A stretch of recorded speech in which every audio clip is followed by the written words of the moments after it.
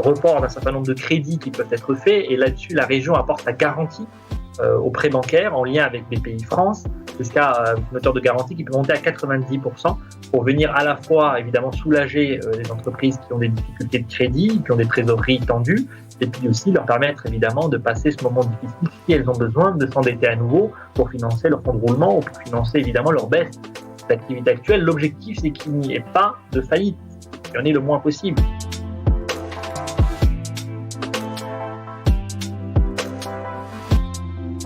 Il y a un dispositif d'aide spécifique pour les très petites entreprises et pour les entreprises individuelles, avec un financement qui est effectivement dédié, avec un fonds d'urgence qui a été mis en place en lien avec l'État, que la région abonde massivement, et là aussi pour qu'on puisse les aider à passer ce moment difficile.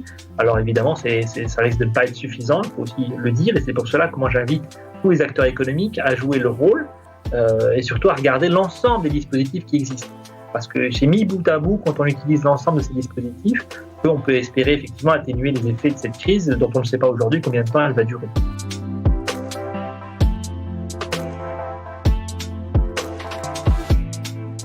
J'ai pris la décision en tant que président de la pépinière entreprise Promopole de suspendre le paiement des loyers, là aussi pour venir soulager les trésoreries de la centaine de sociétés qui sont aujourd'hui installées au sein de la pépinière d'entreprise de Promopole, parce que c'est une manière pour nous évidemment de leur venir en aide, de leur permettre de passer ce moment difficile. On peut le faire.